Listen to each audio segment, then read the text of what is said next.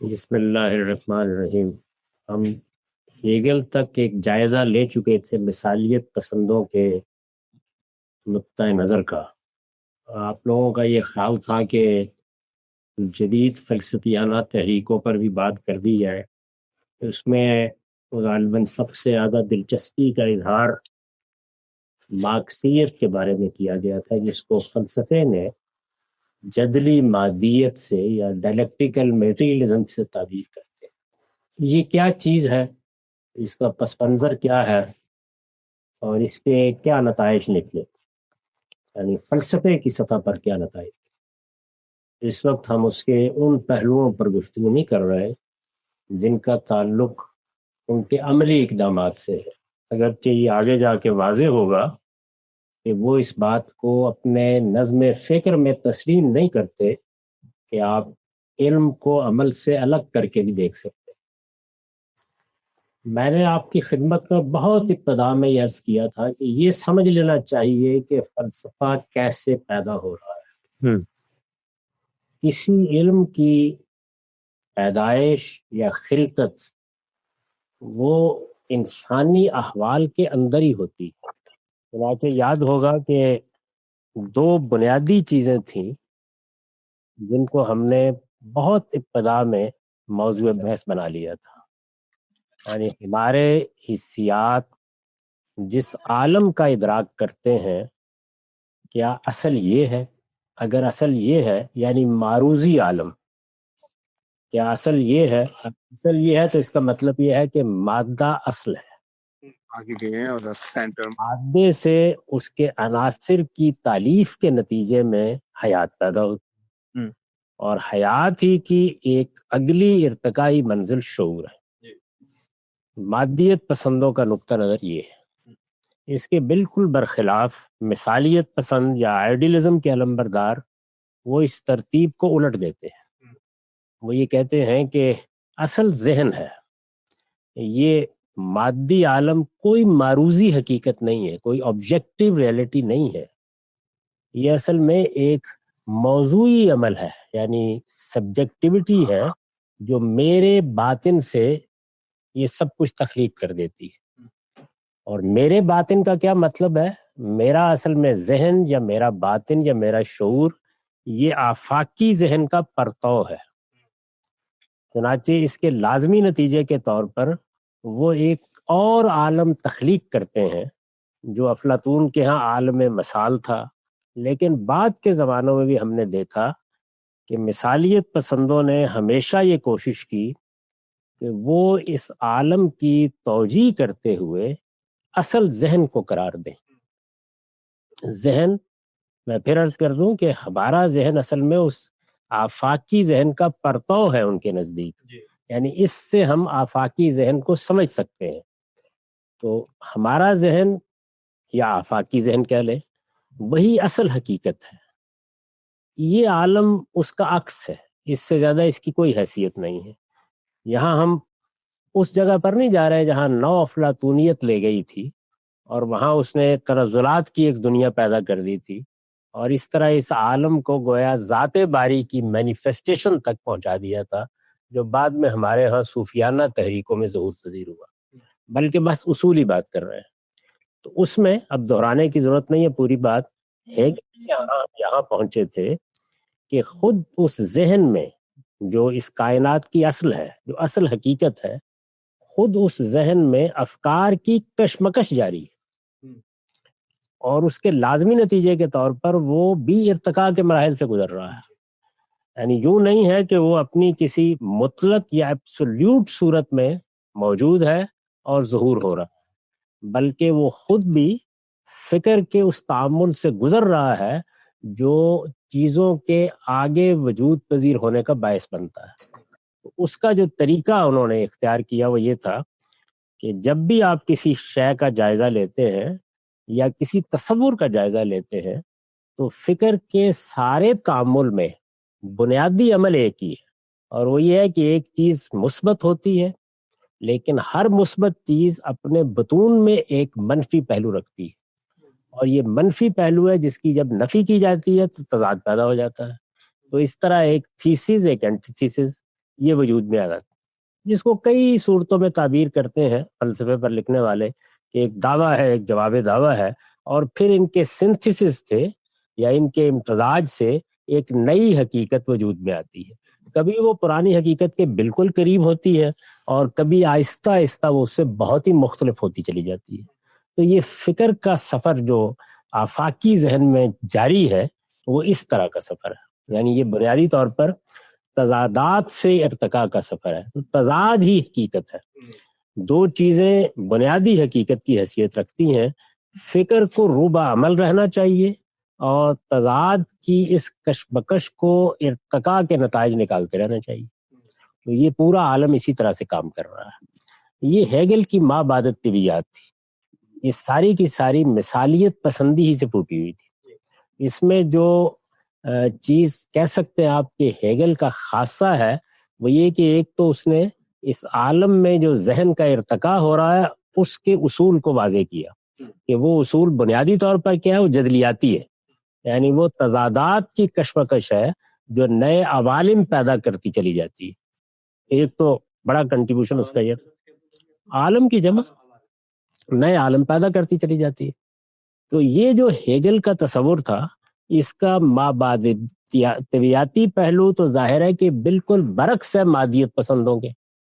اس وجہ سے Karl Marx نے اس کو بالکل اس کی ابتدا سے رد کر دیا، یعنی یہ بات کہ کوئی ذہن ہے، وہ ذہن ہے جس کی کشمکش افکار پیدا کرتی ہے، مادہ ان افکار کا عکس ہے۔ جیسے کہ ہمارے ہاں صوفیانہ تعبیروں میں کہا جاتا ہے کہ یہ عکوس و زلال ہے، یعنی یوں سمجھ لیجیے جیسے آئینے میں تصویریں بن رہی ہیں، اس سے زیادہ ان کی کوئی حیثیت نہیں ہے۔ تو چونکہ وہ مادیت پسند ہے، یعنی مثالیت پسند نہیں ہے، اپنی بنیاد میں میٹیریلزم کا قائل، تو سب سے پہلے تو یہ ہے کہ جو ہیگل کی ماں بعد طبیعیات تھی وہ جہاں پہنچی تھی اس کو تو وہ قبول کرنے کے لیے تیار نہیں ہوا۔ اس نے یہ کہا کہ نہیں، اصل مادہ ہے، جیسے کہ مادیت پسند کہتے ہیں، یہ مادے کا تعامل ہے جس سے حیاتیاتی بنیاد پر بھی ارتقاء ہو رہا ہے، اور اس کو آپ دیکھ سکتے ہیں کہ عناصر کے باہمی تعامل سے کیسے حیات پیدا ہوتی ہے، کس طرح شعور پیدا ہوتا ہے۔ حقیقت میں یہ مادے کا تعامل ہی ہے جو اپنے عمل سے افکار بھی پیدا کرتا ہے، اخلاق بھی پیدا کرتا ہے، خدا کو بھی پیدا کرتا ہے۔ یعنی یہ جتنے بھی تصورات آپ بیان کرتے ہیں، یوں نہیں ہے کہ وہ تصورات مقدم ہے یا فکر مقدم ہے، مادہ ہی مقدم ہے۔ اصل بنیادی حقیقت یہی ہے۔ تو اس میں تو ظاہر ہے کہ کوئی نئی بات نہیں ہے، یہ وہی مادیت پسندوں کا موقف ہے جس پر اس سے پہلے ہم بڑی تفصیل کے ساتھ گفتگو کر چکے ہیں۔ تو مادیت پسندی جس طرح سے اپنی بنیاد اٹھاتی ہے، مارکس نے بھی اسی طریقے سے بنیاد اٹھائی، لیکن ہیگل سے اس نے کیا استفادہ کیا؟ اس نے کہا کہ وہ کشمکش جو ہیگل اپنے ہاں فکر میں اور ذہن میں دیکھتا ہے وہ در حقیقت تاریخ کے عمل میں ہو رہی ہوتی، یعنی کشمکش ادھر ہے، اور یوں نہیں ہے کہ فکر کے تضادات نئے افکار کو پیدا کرتے ہیں، بلکہ یہ اصل میں جو عمرانی احوال کا عمل ہے وہ اپنے تعامل سے نئے افکار پیدا کرتا ہے، وہی نظام اخلاق پیدا کرتا ہے، اسی کی ضرورتوں سے مذہب پیدا ہوتا ہے، اسی کی ضرورتوں کے نتیجے میں آپ کسی خدا کا تصور عکس کرتے ہیں۔ یعنی بنیادی طور پر یہ مادے کا تعامل ہے، اور مادے کے اس تعامل کا بھی جو ارتقائی عمل ہے وہ حیاتیات میں کیسے ہوتا ہے، وہ کہتا ہے میرا موضوع نہیں ہے، میرا موضوع یہ ہے کہ یہ تاریخ میں کیسے ہوتا ہے۔ تو تاریخ میں یہ طبقات کی کشمکش کے نتیجے میں ہوتا ہے، یعنی اس میں جو تاریخ کے اندر اس کا ظہور ہے وہ طبقات کی کشمکش سے ہوتا ہے۔ سوسائٹی اپنی ابتدا میں غیر طبقہ، دوسرے لفظوں میں یوں کہیے کہ جیسے مثلا جان لاک نے جب قانون کے ارتقاء کی بحث کی تو بنیاد رکھی کہ فطرت اصل میں قانون کا ماخذ ہے، اور فطرت بنیادی طور پر آزادی کی قدر پر کھڑی ہے۔ یہ اسی کا ظہور ہے جو آپ امریکہ میں یا پھر اس کے بعد فریڈم کی قدر میں دیکھتے ہیں۔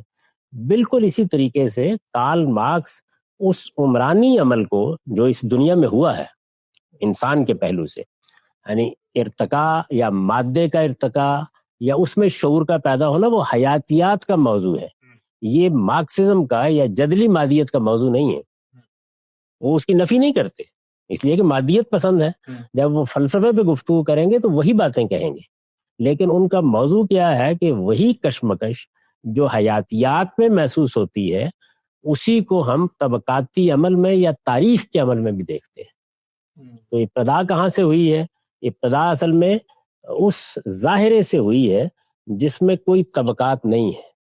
یعنی میں آپ ہیں، ہم اٹھے، ہم نے ایک کلہاڑا لیا، ہم گئے، ہم نے جا کے شکار کر لیا، لا کے رکھ دیا سامنے. اب یہاں کوئی غلام اور کوئی آقا نہیں ہے، کوئی اوپر اور کوئی نیچے نہیں ہے، سارے لوگ برابر ہیں کم و بیش. اور وہ لا کے جو کچھ رکھ دیتے ہیں تو وہاں پر فطری اشتمالیت وجود میں آتی ہے. بھئی آپ نے کھا لیا، میں نے کھا لیا، کوئی بچ گیا رکھ دیا، آپ آئے آپ نے لے لیا. جیسے ایک گھر میں یا ایک خاندان میں فریج میں چیزیں پڑی ہوئی ہوتی ہیں تو وہاں پر لوگوں کے حصے تو نہیں مقرر ہوتے، آپ آتے ہیں، لیتے ہیں، کھا لیتے ہیں، تو اپنی ضرورت آپ نے پوری کر لی. تو وہاں پر کوئی نہ نظام اخلاق کی ضرورت ہے، نہ وہاں پر کوئی قانون پیش نظر ہے. یعنی ایک آزاد فطری عمل ہے جس سے اس دنیا میں انسانیت کی ابتدا ہوئی، یا ان کی تعبیر کے مطابق کہیے تو تاریخ کی ابتدا ہوئی. یعنی تاریخ اصل میں حیاتیاتی ارتقاء کی تاریخ نہیں ہے، وہ تو سائنس زیر بحث لائے گی کہ دنیا جو ہے وہ 14 ارب سال یا 15 ارب سال پہلے بنی ہے اور پھر ان مراحل سے گزری ہے اور اس میں ایک آئس ایج تھی اور یہ تھا وہ تھا. وہ تو وہاں سے بات شروع کریں گے جہاں سے انسان ابتدا کر رہا ہے، کیونکہ تاریخ کی ابتدا وہاں سے ہو رہی ہے. تو تاریخ کی ابتدائی تصویر ان کے ہاں یہ ہے. یہ جو ابتدائی تصویر ہے، اس ابتدائی تصویر کو اب طبقاتی کشمکش میں بدلنا ہے. تو اس کی وضاحت سے پہلے کچھ چیزیں جو تاریخی نوعیت کی ہیں اور وہ بہرحال ان کے خلوص کو سمجھنے میں مدد دیتی ہیں، ان پر ایک نگاہ ضرور ڈال لینی چاہیے. ایک سوال اگر اجازت ہے. جی فرمائیں. سوال یہ ہے کہ مارکس نے جس وقت، یعنی جو اصل سوال تھا جس سے فلسفہ پیدا، اصل سوال سے تعرض کرتے ہوئے ہیگل نے کچھ نتائج برآمد کیے. یعنی اس کے ہاں مثالیت پسندی اور مادیت پسندی کے درمیان ایک امتزاج پیدا ہوتا ہے. نہیں، کوئی امتزاج نہیں، وہ خالص مثالیت پسند ہے، کوئی مادیت پسندی کا شائبہ بھی ہیگل کے فکر. لیکن عالم مثال کی جب نفی ہوتی ہے اور اسی کے اندر سے وہ پیدا کیا جاتا ہے. عالم مثال کی نفی کا مطلب یہ نہیں ہے کہ وہ یہ کہہ رہے ہیں کہ یہ مادی عالم حقیقی بن گیا ہے. جی. عالم مثال کی نفی کا مطلب صرف یہ ہے کہ کوئی اوپر دنیا موجود نہیں ہے بلکہ مطلق ذہنی ہے، اصل حقیقت یہ ہے. تو مادیت کا تو وہ جیسے ہمارے صوفیہ بیان کرتے ہیں نا کہ اگر دوئی کا چھینٹا بھی پڑ جائے تو شرک ہو جائے. تو اس وجہ سے مثالیت پسند تو دوئی کا چھینٹا نہیں پڑنے دیتے. ان کے پورے فکر کی بنیاد یہی ہے. وہ ذہن میں یا شعور میں یا فکر میں جدلیات کے اصول کا سراغ لگاتا ہے، اس کو بیان کرتا ہے. وہ بھی اسی دنیا میں ہے، وہ یہ مادی دنیا میں نہیں ہے. اچھا. وہیں ہے، وہیں فکر ارتقاء پذیر ہو رہا ہے اور وہیں اس سے نئے نئے افکار پیدا ہو رہے ہیں. ہمارے ذہن میں جو افکار کی کشمکش پیدا ہوتی ہے وہ پرتو ہے اس آفاقی سے، تو اس کے سوا کچھ بھی نہیں. تو اس کے ہاں یہ سارا عمل وہاں ہو رہا تھا. کارل مارکس نے اس کو اٹھایا اور اٹھا کر وہ ایسے تھا نا کہ جیسے اوپر سے صعود ہو رہا ہے. جی. اس نے اس کو اٹھایا اور جیسے برٹن رسل نے کہا ہے کہ گویا پوری کی پوری ہیگل کی جدلیات جو سر کے بل کھڑی تھی اس کو پاؤں کے بل کھڑا کر دی. اچھا. تو اب گویا آپ اس مادی عالم کے اندر سے ظہور پذیر ہوتے ہوئے دیکھتے ہیں تمام چیزوں کو. تو مادیت پسند جو ہے وہ ادھر سے ادھر نہیں آتے، وہ ادھر سے ادھر جاتے ہیں. یعنی فکر سے یا ذہن سے مادہ اب ایک پرتو کے طور پر یا عکس کے طور پر ظہور پذیر نہیں ہو رہا، بلکہ ذہن ہے جس سے یہ سب چیزیں ظہور پذیر ہو رہی. ٹھیک. تو میں یہ عرض کر رہا تھا کہ یہ تو ایک بنیادی نقشہ ہے. یعنی ہیگل کی جدلیات کیا تھی، اس کے بنیادی مباحث کیا تھے، اس میں جو مثالیت پسندی تھی کارل مارکس نے کیسے اس کی نفی کر دی، مادیت پسند ہونے کی حیثیت سے اس کی اصل دلچسپی کا موضوع کیا چیز بنی، کیوں بنی وہ تھوڑا سا زیر بحث آئے گا، لیکن ایسے بنی. اور پھر اس نے اس جدلیاتی اصول کا، یعنی وہ جو فکر میں ایک کشمکش پیدا ہوتی ہے جس میں ایک تھیسس، اینٹی تھیسس اور سنتھیسس پیدا ہوتا ہے، یا یوں سمجھ لیجیے کہ اثبات، نفی اور پھر نفی کا عمل ہوتا ہے، اس سے ایک اتحاد پیدا ہو جاتا ہے. جیسے ہیگل مثال کے طور پر بیان کرتا ہے کہ پھول کو آپ دیکھیں کہ جس وقت وہ نشو و نما پا رہا ہوتا ہے تو یہ اصل میں ایک اثبات ہے ایک حقیقت کا، اور یہی اپنے خاتمے پہ پہنچ کر اپنی نفی کو وجود بخش دیتا ہے بیج کی صورت میں. یعنی اس کی ایک ایک پتی جڑ جاتی ہے اور آخر میں کیا رہ جاتا ہے؟ بیج. تو اب بیج جو ہے وہ اصل میں اس بات کی نفی تھی، لیکن اس نفی سے پھر ایک نیا اس بات پیدا ہوتا ہے. یہ تمثیل ہے، جس طرح کے صوفیہ بھی تمثیلات بیان کرتے ہیں. تو اس سے وہ بتانا یہ چاہتا ہے کہ یہ اس بات نفی اور نفی کی نفی، یہ اصل میں وہ کشمکش ہے جس کو جدلیات کہا جاتا ہے. تو وہاں یہ جتنی ڈائلیکٹس ہے یا یہ جتنی جدلیات ہے یا تضادات کی کشمکش ہے وہ فکر اور ذہن میں تھی، یہاں وہ تاریخ کے عمل میں آ گئی. اور تاریخ کا عمل اپنا ایک مادی وجود رکھتا ہے، یعنی اس میں انسان ہے، اس میں ان کا باہمی تعامل ہے، اس میں قبیلے ہیں، اس میں ریاست ہے، اس میں سیاست ہے. اب یہ ہے، اور یہاں اب فکر کیسے پیدا ہوگا، آرٹ کیسے پیدا ہوگا، فن کیسے وجود میں آئے گا، وہ سب کی سب چیزیں جو ہیں ان کی سائنس سمجھ گئی. وہاں یہ تھا کہ وہ ذہن چونکہ اپنا ایک تخیلاتی پس منظر بھی رکھتا ہے، آفاقی ذہن، وہ اپنا ایک فکری مقام بھی رکھتا ہے، اور وہ اس کے ساتھ اپنا ایک ارتقائی پس منظر بھی رکھتا ہے. تو وہاں اوپر سے چیزیں نیچے کی طرف آ رہی تھی، یہاں پر اب نیچے سے اوپر کی طرف جائے گی. یعنی اگر آپ ہمارے ہاں کی وہ تعبیر مستعار لے لیں تو جس طرح میں نے بیان کیا ہے، جیسے برٹن رسل نے اس کو لایا، ایک پوری کی پوری ہیگل کی جدلیات کو اٹھایا اور اٹھا کے وہ ایسے تھی، سر کے بل کھڑی تھی، اس کو ایسے کر لیا، اور اس کے بعد اب وہ نیچے سے اوپر کی طرف جا رہی. اس طرح سے اس کو وہ دیکھتا ہے. ہیگل نے خود اپنے فلسفے میں یہ بات متعین کر دی تھی کہ جس وقت نفی کی نفی ہوتی ہے، یعنی اس بات کے مقابل میں جو نفی ہے، اور وہ ہر اس بات میں چھپی ہوئی ہوتی ہے، ایسے ہی جیسے ہر پھول میں بیج چھپا ہوا ہے. تو وہ جو نفی کی نفی ہوتی ہے تو اس میں لازمی طور پر نفی اور اس بات کی صلاحیتوں کا اتحاد ہو جاتا ہے، اور اصل میں یہی چیز ارتقاء کا باعث بنتی ہے. کوئی مثال اگر فکر میں ارتقاء کا باعث یہی یعنی وہ پھول جو ہے جب وہ بیج سے دوبارہ پھوٹتا ہے جی تو وہ اصل میں پورے پھول کو بھی لے کے آتا ہے، لیکن ایک نئی حیت بھی وجود میں لے آتا ہے. تو اس سے نفی اور اس بات کا اتحاد جو دنیا پیدا کرتا ہے وہ ارتقائی دنیا آگے بڑھتی چلی جاتی ہے. چنانچہ اسی کا نتیجہ تھا، جیسے ہم نے اس وقت دیکھا تھا، کہ وہ خود آفاقی ذہن میں بھی ارتقاء مانگتا ہے. یعنی خدا جو کچھ ہے وہ اپنے شیون اور احوال کے لحاظ سے کوئی ایبسولیوٹ یا متعین چیز نہیں، بلکہ خود ارتقاء کے مراحل سے گزر رہا ہے. وہ پے در پے اس میں سے گزرتا چلا جا رہا ہے.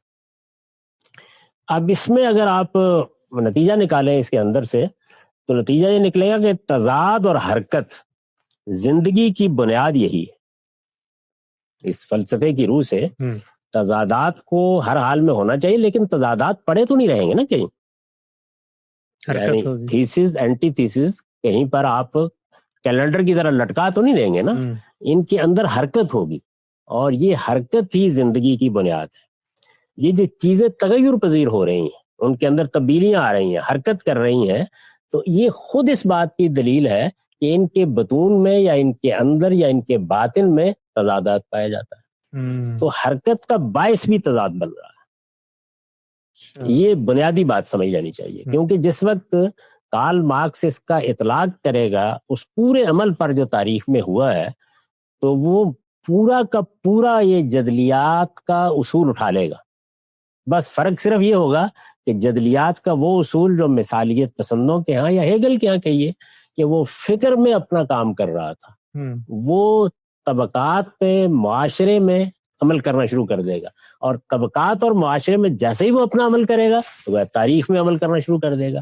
تو اس کا نتیجہ کیا ہوگا کہ تاریخ پھر کوئی ہوچ پوچ واقعات کا عمل نہیں رہے گی، بلکہ وہ سائنس بن جائے، مربوط نظام فکر ہوگا. وہ پھر ایسے ہی ہوگا کہ جس طرح سے آپ ایک حیاتیات کے ماہر سے پوچھیں تو وہ آپ کو بتا سکتا ہے کہ یہ عناصر کا تعامل ہے جس سے ایک پانی کا قطرہ بنتا ہے، اور اس سے پھر بچہ ان مراحل سے گزر کے بنتا ہے. تو کارل مارکس یہ آپ کو بتائے گا کہ عمرانی احوال جو ظاہر ہے کہ ابتدائی زمانے میں بس وہی تھے کہ آپ پیدا ہو گئے ہیں، آپ کو خوراک کھانی ہے اور آپ نے جا کے شکار کرنا ہے، آپ نے پھل توڑ لیا ہے، آپ نے آ کے پھل توڑے ہیں تو یہاں ڈھیر کر دیے ہیں، آپ نے اگر کوئی شکار کیا ہے تو اس کو بھی یہاں رکھ دیا ہے، اب سب لوگ مل کے اس کو کھا لیں گے. تو زندگی اصل میں اس سے شروع ہوتی ہے، اسی پر ختم ہو جاتی ہے. یہ جو سادہ جگہ ہے، یہاں سے اب تضادات کے اس سارے عمل کو شروع ہونا ہے. اور پھر جب یہ شروع ہونا ہے تو آپ اس کا مطالعہ کریں گے بالکل ایسے ہی کہ جس طرح سے سائنس ایک سائنسی عمل کا مطالعہ کرتی ہے کہ بچہ کیسے پیدا ہوتا ہے مثال کے طور پر، یا کس تعامل کے نتیجے میں ایک انڈا بنتا ہے، وہ اگر مطالعہ کر لے گی تو دہرا سکتی ہے نا پھر. تو اس کا مطلب یہ ہے کہ وہ چیز جو مشاہدے سے سامنے آئے گی وہ ایک سائنسی عمل کے طریقے پر یہ بتا سکتی ہے. کیا بتا سکتی ہے؟ وہ یہ بتا دے گی آپ کو کہ تاریخ کیسے آگے بڑھتی ہے، وہ یہ بتا دے گی ریاستیں کیسے پیدا ہوتی ہیں، وہ یہ بتا دے گی فکر کیسے وجود میں آتا ہے، وہ یہ بتا دے گی آرٹ اور فن کیسے وجود میں آتا ہے. تو اس وجہ سے مارکسی فکر کو آپ یہ کہہ سکتے ہیں کہ مادیت پسندی نے پہلی مرتبہ اس سے نکل کر کے وہ حیاتیات کو ایکسپلین کر رہی ہے. یعنی یہ بتایا جا رہا تھا نا کہ مادہ آپ کا وجود ایکسپلین کیا جا رہا تھا، اس کا اطلاق کیا ہے تاریخ کے اس عمل پر جس سے اصل میں ہمارے سارے ادارے، ہمارا نظام اخلاق، ہمارا مذہب، ہمارے فنون پیدا ہوتے ہیں. اس چیز سے آپ سمجھ سکتے ہیں کہ وہ جو کسر اس نے تعمیر کیا ہے وہ کتنا بڑا کسر ہے. یعنی تخیل سے تو بہت سے کسر دنیا میں بنتے رہے. اقبال نے عرفی کو داد دی ہے نا کہ محل ایسا کیا تعمیر عرفی کے تخیل نے، تصدق جس پہ حیرت خانہ سینہ و فارابی. تو تخیل سے تو بڑے محل تعمیر ہوتے رہتے ہیں، لیکن یہ مارکسزم کے دائیوں کا یا جدلی مادیت فلسفے کی اصطلاح میں کہیے، ان کا یہ دعویٰ ہے کہ انہوں نے پہلی مرتبہ تاریخ کو ایک سائنس کے طور پر آپ کے سامنے رکھا. مادیت پسندوں کے ہاں تو کوئی چیز قیاسی نہیں ہے، مثالیت پسندوں کے ہاں ہے. مادیت پسند تو اصل میں جو آپ کے سامنے آپ کی حسیات میں آ رہا ہے اس کو دیکھ رہے ہیں، وہ کہتے ہیں یہ مادہ ہے، اس مادے میں ہم اپنی آنکھوں سے دیکھ رہے ہیں کہ حیات پیدا ہو رہی ہے. یہ تجربے اور مشاہدے کا عالم ہے. مادیت پسندی میں حسیات اور حسی ادراک بنیاد ہے، اور انہیں اصرار ہوتا ہے اس بات کے اوپر کہ آپ نے اگر عقلی استدلال کرنا ہے تو اس استدلال کے تمام مقدمات جو پریمیسز ہیں وہ میسر ہونے چاہیے آپ کے حسی ادراک سے. جی. تو اس لیے وہ تخیل میں نہیں جاتے کبھی بھی. تخیل میں جائیں گے مثالیت پسند. میں یہ کہنا چاہ رہا تھا کہ مارکس نے ان کا جو استدلال کا طریقہ تھا مشاہدہ، تجربہ اور حسیات سے، اس کو پلٹ کے جب وہ کہتے ہیں کہ عمرانیات، تاریخ، اقوام، تو اس کو پھر قیاس میں پلٹ دیا. یعنی وہ جو مادیت پسندوں کا ایک امتیاز تھا، قیاس کی ضرورت ہی نہیں نا. مطلب یہ ہے کہ جس طریقے سے ایک مادیت پسند مادے کا مطالعہ کر رہا تھا، جی، ایسے ہی مادہ کیا ہے؟ ایک حسی ادراک کی چیز ہے نا. جی، یہ سامنے نظر آ رہا ہے، میں اس کو تول سکتا ہوں، میں لیبارٹری میں لے جا سکتا ہوں. تو وہ کس چیز کا مطالعہ کر رہا ہے؟ ہمارے حواس جس چیز کو دیکھ رہے ہیں اسی کا مطالعہ کر رہا ہے نا. تو بالکل اسی طریقے سے کارل مارکس یا جدلیاتی مادیت جو ہے وہ تاریخ کے عمل کا مطالعہ کر رہی ہے جو آپ کی آنکھوں کے سامنے ہو رہا ہے. اچھا، یعنی وہ قیاس اور استنباط نہیں ہے اس لحاظ سے. وہ تو بلکہ اس پر وہ بحث کرتے ہیں اور بحث کر کے یہ بتاتے ہیں کہ جس کو آپ حسی ادراک کہتے ہیں وہ صرف بلا واسطہ نہیں ہوتا بلکہ بالواسطہ ادراک بھی حسی ادراک ہے. مطلب کیا ہے؟ مطلب یہ ہے کہ میں نے ایک چیز کو مشاہدہ کیا، یہ بالواسطہ ادراک ہے. آپ نے ایک چیز کو مشاہدہ کیا 400 سال پہلے اور اس کو آپ نے نقل کر دیا، تو نقل کا ذریعہ اگر قابل اعتماد ہے تو یہ بھی حسی ادراک ہے. اچھا، اس میں صرف کیا بدلا ہے؟ موضوع بدل گیا ہے، یعنی جو ادراک کرنے والی شخصیت ہے وہ تبدیل ہو گئی. تو وہ تو اس دنیا کے اندر بھی یوں تو نہیں ہے نا کہ میں اس وقت مثال کے طور پر جن سائنسی حقائق کو مانتا ہوں یا آپ مانتے ہیں تو وہ سارے میرے براہ راست مشاہدے میں آتے ہیں. تو یہاں پر بھی ہم کیا کر رہے ہیں کہ میرے پاس وہ علم منتقل ہوتا ہے جو بالواسطہ طریقے سے مجھے اس جگہ کھڑا کر دیتا ہے گویا میں نے مشاہدہ کر لی. ٹھیک. یعنی ہم میں سے کون ہے کہ جس نے سائنسی حقائق کا مشاہدہ جا کے لیبارٹری میں کیا؟ ہم میں سے کون ہے کہ جس نے جا کے دوربین پہ کھڑے ہو کے کائنات کو دیکھا ہے؟ کوئی بھی نہیں ہے. تو یہاں بھی اصل میں کیا ہے، ہم جو ہمیں روایت ملی ہے اس کو بیان کر رہے ہیں. تو اس پر انہوں نے بحث کی ہے کہ جو روایت سے علم آپ کو ملتا ہے اگر اس روایت میں کوئی خامی نہیں ہے، اس کو پرکھنے کے طریقے ہو سکتے ہیں. آپ کہہ سکتے ہیں کہ یہ کم و بیش بالکل وہی بات ہے کہ جو ہم مذہبی استدلال میں بھی بیان کرتے ہیں. تو مذہبی استدلال میں بھی جب ہم کہتے ہیں کہ یہ ایک واقعی حقیقت ہے کہ محمد بن عبداللہ نام کے ایک شخصیت نے دعویٰ کیا تھا کہ وہ اللہ کے پیغمبر ہے، تو اصل میں ہم مشاہدے کو بیان کر رہے ہوتے ہیں. جن لوگوں نے دیکھا ان پر اعتماد یعنی ان سے ہمیں یہ اطلاع ناقابل تردید ذرائع سے مل گئی ہے، تو یہ بھی در حقیقت حسی ادراک کا بیان ہی ہے. بڑا اہم نقطہ. اس وجہ سے سارا جو ان کا نقطہ نظر ہے وہ یہ ہے. تو اس میں میں نے اگرچہ یہ کہا تھا کہ یہ تو آپ کتابوں میں پڑھ سکتے ہیں ان کی تاریخ کیا ہے، لیکن کارل مارکس کی زندگی کے بعض پہلو ایسے ہیں کہ جن کو ضرور سامنے لانا چاہیے. یعنی اس کی موٹیویشن، وہ اس فلسفے کی طرف کیسے بڑھا ہے. 1818 میں غالباً پیدائش ہوئی ہے اس کی، اور ابتدا میں اس کے پیش نظر یہی تھا کہ وہ ایک قانون کا پروفیسر بنے گا. بتدریج دلچسپی فلسفے کی طرف ہونی شروع ہو گئی. اس کا پی ایچ ڈی کا تھیسس بھی اسی موضوع پر تھا. یہ جتنے مراحل ہیں اس کی زندگی کے، ان سے گزرتے ہوئے ایک مستقبل تھا جس کی طرف وہ بڑھ رہا تھا. اس زمانے میں اصل میں یہ ہوا کہ خود جرمنی میں، جس کا وہ باشندہ ہے، جرمنی کے ایک شہر میں پیدا ہوا، ایک بیرسٹر کے گھر میں پیدا ہوا. بنیادی طور پر یہودی خاندان تھا، لیکن یہ یہودی خاندان اس وقت کے حالات کے پیش نظر ظاہراً مسیحی ہو گیا ہوا تھا. اور یہ بہت سے لوگ تھے اس زمانے میں جن کو ایسی صورتحال پیش آ جاتی تھی جس طرح کی نفرت یہودیوں کے خلاف تھی کہ وہ مسیحی ہو جاتے تھے تاکہ ان کو سوسائٹی کے اندر اس نفرت کا ہدف نہ بننا پڑے. لیکن یہودی اپنی ذات میں یہودی ہوتے اس لیے کہ وہ ایک نسلی مذہب ہے بنیادی طور پر، تو وہ اپنی اس نسلی کیفیت سے کبھی بھی اپنے آپ کو الگ کرنے کے لیے تیار نہیں ہوتے. تو میں نے عرض کیا کہ اس نے لکھا تو رومی فلسفی ایپیکورس پر مقالہ لکھا تھا، اسی میں اس نے پی ایچ ڈی کی. تعلیم و تدریس کا پیشہ ہی اختیار کرنا چاہتا تھا، لیکن ہوا کیا؟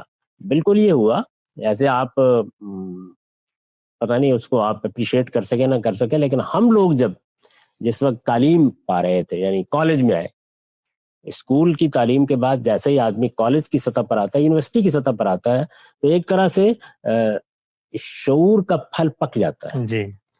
تو اس میں ہر آدمی کے پیش نظر یہ چیز ہوتی ہے کہ وہ یہ پڑھے گا، یہ ڈگریاں حاصل کرے گا، یا جو بھی آپ کے زمانے کا طریقہ ہے، اور اس کے بعد وہ اپنے پیشے کے بارے میں بھی سوچ رہا ہوتا ہے. تو کارل مارکس کی اگر آپ تاریخ پڑھیں تو وہ بھی سوچ رہا ہے کہ مجھے تعلیم تدریس کا پیشہ اختیار کرنا ہے. یہ نارمل حالات میں یہی ہے. تو ہم لوگ جس وقت کالج کی زندگی میں داخل ہوئے، یعنی ظاہر ہے یہ 1967 کا زمانہ ہے، تو اس وقت ایک تحریکیت تھی جو پوری سوسائٹی کے اندر جاری تھی. جی. یعنی ایشیا یا سرخ تھا یا سبز تھا، درمیانی رنگ کوئی نہیں تھا. ایک عجیب کشمکش کی کیفیت تھی جس میں مختلف شخصیات نمائندگی کر رہی تھیں. کمیونزم بھی اس وقت اپنے بام عروج پر کھڑا تھا. آپ دیکھیں کہ ہمارے فیض احمد فیض صاحب کا ماہ سال آشنائی پڑھی ہے ان کا، تو کیا اندازہ ہوتا ہے؟ معلوم ہوتا ہے کہ جیسے وہ روس کو نہیں بیان کر رہے جی. یا یہ جو روسی ریاستیں ہیں ان کی سیر و سیاحت کے نتائج نہیں بیان کر رہے، وہ کسی جنت کی تصویر پیش کر رہے ہیں. اس کی نوعیت بھی وہ تھی. اچھا، دوسری طرف جو اسلام پسند جن کو کہا جاتا تھا، وہ بھی ظاہر ہے کہ بہت بڑے پیمانے کے اوپر یہ خواب دیکھ رہے تھے کہ ایک انقلاب برپا کر دیا انہوں نے، ایک دوسرا ہم برپا کرنے والے ہیں. یعنی کشمکش تھی. آپ اس کشمکش کی تصویر دیکھنا چاہیں تو ایک بہت اچھی تحریر ہے نعیم صدیقی صاحب کی، مولانا سید اللہ صاحب مودودی پر انہوں نے ایک مضمون لکھا ہے، اور بڑا اچھا لکھنے والے ہیں. تو شروع یہاں سے ہوتا ہے کہ اگر آپ ہمالیہ کی چوٹی پر کھڑے ہو کر دیکھیں تو آپ کو دو ہی شخصیات نظر آئیں گی، بائیں ماؤ زیدونگ اور دائیں ابواللہ مودودی. یعنی وہ شروع یہاں سے ہوتا ہے. کشمکش کی یہ صورت تھی. تو میں یہ عرض کر رہا تھا کہ وہ کشمکش کی جو صورت تھی اس نے در حقیقت ایک فضا پیدا کی. وہ فریڈرک سوم جس کو کہا جاتا ہے، اس کے بعد جرمنی میں یہ اٹھ رہی تھی تحریکیں، اور حکومت کے خلاف اور بغاوت اور نوجوان ایک پوری دنیا تھی. وہ دنیا یہ در حقیقت جو بعد میں پھر آہستہ آہستہ ان چیزوں پر منتج ہوئی جنہوں نے پہلی جنگ عظیم تک دنیا کو پہنچا دیا. وہ دنیا مارکس کی دنیا تھی.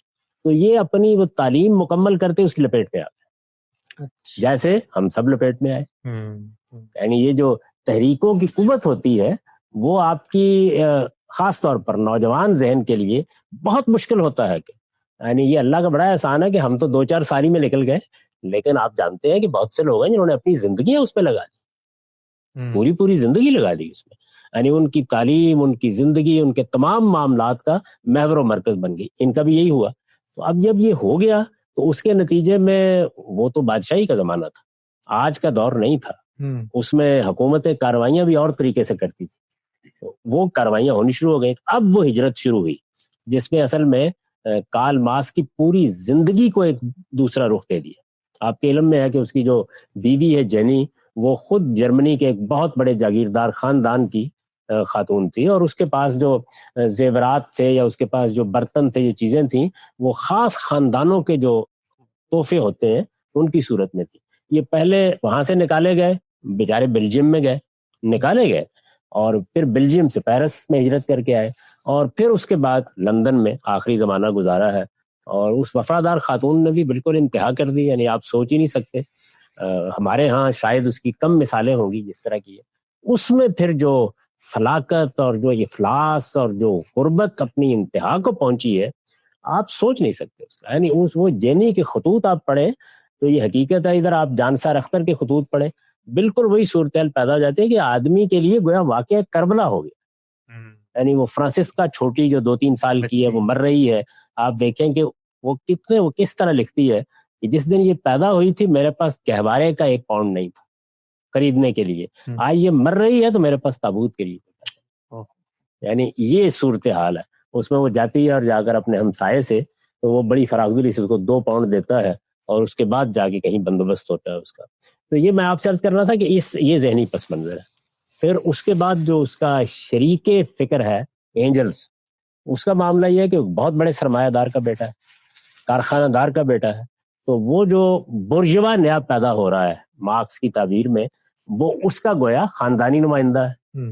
نئی جو جاگیرداری نظام مر رہا ہے اور اس کی جگہ جو دوسرا ایک تضاد واقع ہو رہا ہے. مانچسٹر میں اس کا کارخانہ تو وہیں میں رہتا تھا. اب وہ اس نے جب اس کے ساتھ تعلق پیدا ہو گیا تو اس کو لاکھوں پاؤنڈز اس زمانے میں ملے تھے باپ کی میراث میں سے، وہ سارے کے سارے بھی اسی تحریک کی نظر ہو گئے. یعنی یہ بڑے غیر معمولی لوگ. اقبال نے ایسے نہیں کہا کہ صاحب سرمایہ از نسل خلیل، یعنی یہاں پیغمبر بے جبرائیل. یعنی یہ کوئی شبہ نہیں، آپ فکر سے جو جی چاہے اختلاف کریں، لیکن جو سیکریفائز اور جو دین یہاں پیغمبر حق ناشناس بر مساوات شکم دارد اساس. تو ایک پیغمبر کی جگہ نیست پیغمبر و لیکن در بغل دارد کتاب. بغیر کتاب کے پیغمبر کتاب بھی ہے. سرمایہ ڈاس کیپٹل معمولی کتاب نہیں ہے، ایک دنیا اس نے تبدیل کی ہے. تو میرا خیال ہے کہ یہ تھوڑا سا پس منظر آپ پہ واضح ہو گیا. یہ وقت لے گا تھوڑا جدلی مادیت کا پورا عمل سمجھنے کے لیے. باقی اگلی نشست میں پھر دیکھیں، آگے اب موقع مل جائے کہ اور باتیں کرنے کا. لوگ مارکس سے تو فلسفہ متاثر کرنے کا شخصیت بہت متاثر کرتی ہے. بہت دیکھیے نا، وہ فرانسسکا تھی نا، فرانسسکا تو مر گئی، چھوٹی بڑی بیٹی جو ہے وہ مری. تو بڑی بیٹی کی تعزیت کرنے اینجل جب آیا ہے تو ہیلن جو اس کی ملازمہ ہے اس نے بتایا کہ وہ اندر آرام کرسی پر بیٹھے ہوئے آرام کر رہے ہیں. بہت فلاکت تھی اور یہ بیٹی بہت محبوب تھی. جینی بھی مر چکی تھی، چھوٹی بیٹی بھی مر چکی تھی. تو اس نے کہا کہ وہ اندر آرام کر رہے ہیں. وہ جب گیا اس نے ہلایا تو معلوم ہوا کہ وہ اپنے رب کے پاس جا چکی. وہ کہتے ہیں کہ وہ بیٹی بیمار تھی لیکن وہ آمادہ نہیں ہوئے کہ جا کر کسی سے مدد لیں، اور مدد لی جینی نے جا کے. کارل مارکس تو آمادہ نہیں ہوئے، لیکن جینی کے پاس جو کچھ تھا اور اینجلز کے پاس جو کچھ تھا وہ انقلابی کارکنوں پر لٹا دیا انہوں نے. ایک لحاظ وہی وہ بیان کیا جاتا ہے نا کہ ایک مرتبہ وہ اپنے برتن بیچنے کے لیے جب لندن کے بازار میں گیا تو اس نے دیکھا اس پر آرگل خاندان کا وہ نشان بنا ہوا ہے، شادی کے موقع پر تحفے ملے ہوئے تھے. تو وہ تم مفلوق الحال برا تمہارے پاس کہاں سے آ گئے ہیں یہ.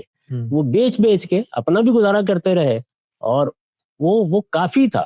یعنی جو کچھ اینجلز کے پاس تھا، جو کچھ جینی کے پاس تھا، اس کی بنیاد پر بھی، لیکن بہت فراخ دلی کے ساتھ انہوں نے اپنا سرمایہ انقلابی کارکنوں پر لٹایا، کیونکہ وہ جگہ جگہ سے ہجرت کر کے آ رہے تھے. بعض موقعوں پر جینی یہ کہتی ہے کہ میں نے 50 لوگوں کو ناشتہ کرایا ہے. اس کی بک کے اندر ان کی ذاتی زندگی کا ایکسپیرینسز کتنا پہ آپ آئے؟ ذاتی زندگی میں جو یہ میں اس پہ گفتگو کروں گا آگے کہ جو دو بنیادی چیزیں تھیں مثالیت پسندوں کے ہاں، ایک ان کی مابعدت طبیعت، اس کو تو رد کر دیا اس نے، لیکن ایک دوسری چیز یہ تھی کہ کائنات یا تاریخ کا عمل نصب العینی ہے، یعنی خود جو آفاقی ذہن ہے وہ بھی کوئی نصب العین، کوئی مقصد سامنے رکھ کے کام کر رہا ہے، یہ بے مقصد نہیں ہے کارخانہ۔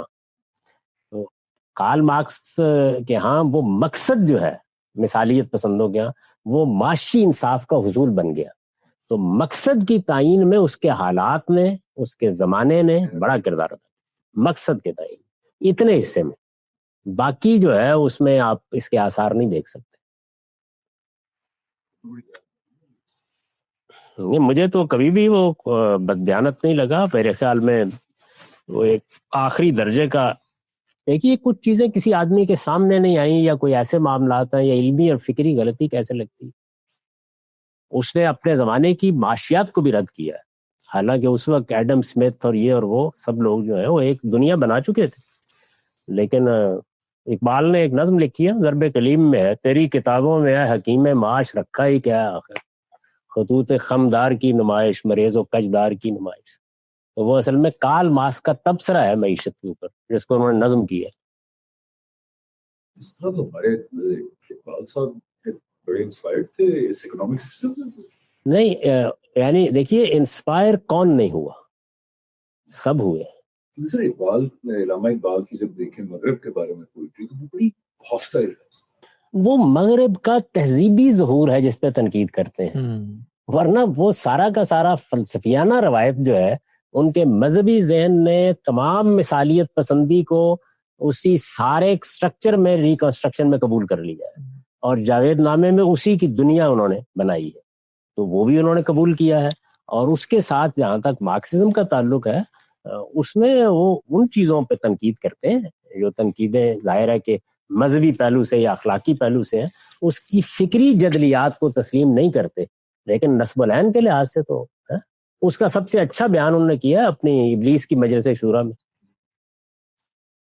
اور اس میں یہ بتایا ہے کہ میرے خیال کے مطابق جو نصب العین ہے وہ ٹھیک ہے، اس یہودی کی شرارت کا جواب، اس کے بارے میں کہا ہے پرستی کی علامہ اقبال نے جو قبول کی ہے ان کی انٹرپریٹیشن سے، تو اس کی بھی ان کی صوفی انٹرپریٹیشن اسلام میں بڑی صحیح بیٹھتی ہے۔ نہیں، اسلام کا بھی جو ان کا تصور، وہ آگے یہی کہتے ہیں نا، ابلیس کی مجلس شورا میں یہ کہتے ہیں کہ نہیں، مزدقیت فتنہ فردہ نہیں، اسلام ہے، اور پھر بتاتے ہیں کہ یہ اسلام کیا ہے، الحضر آئین پیغمبر سے 100 بار الگ، حافظ ناموس زن مرد آزما مرد حافظ، تو وہاں انہوں نے اپنا پورے تصور کو بیان کیا ہے، اسلامائز تو کر دیا انہوں نے پورا کا پورا۔ میرا خیال ہے ایک نشست اقبال پہ بھی ہونی چاہیے کہ جس طرح مارکس کے ہاں فلسفہ پہ، لیکن یہ کہا جا سکتا ہے کہ مارکس حقیقت میں شخصی اعتبار سے صوفی ہیں اور فلسفیانہ اعتبار سے مادیت پسند، یعنی جو آپ نے شخصیت کا ایک نقشہ کھینچا وہ تو وہی جو تصوف بناتا ہے، جس طرح کا نقشہ وہ بن رہا ہے۔ نہیں دیکھیے، صوفی تو ہم تب کہیں گے کسی آدمی، آپ یہ کہہ سکتے ہیں کہ ایک ادنا مماثلت میں صوفیانہ مزاج، صوفی اس کے بغیر ہو نہیں سکتا جب تک وہ مثالیت پسند ہو، یعنی مثالیت پسندی جو ہے وہ تصوف کی اساس ہے، تصوف اپنی ذات اور اپنی اوریجن میں فلسفہ ہے، اور کون سا فلسفہ ہے؟ وہی جو آئیڈیلزم کا فلسفہ ہے۔ کیپٹلزم پہ بھی بہت اثرات کیے ہیں کارل مارکس نے، مطلب اس کی تحقیق کی ہے بہت زیادہ۔ وہ تو ابھی ہم زیر بحث ہی نہیں لائیں گے، یعنی وہ تو عملی نتائج ہے نا، کہ جو اس کا فکر پیدا ہوا۔ ابھی تو فکر کیا ہے، یہ تمہید سی اس کی تھوڑی سی میں نے آپ کو بتائی ہے کہ ایسے اس کا وجود پذیر ہونے کا عمل اس طرح سے ہوا ہے۔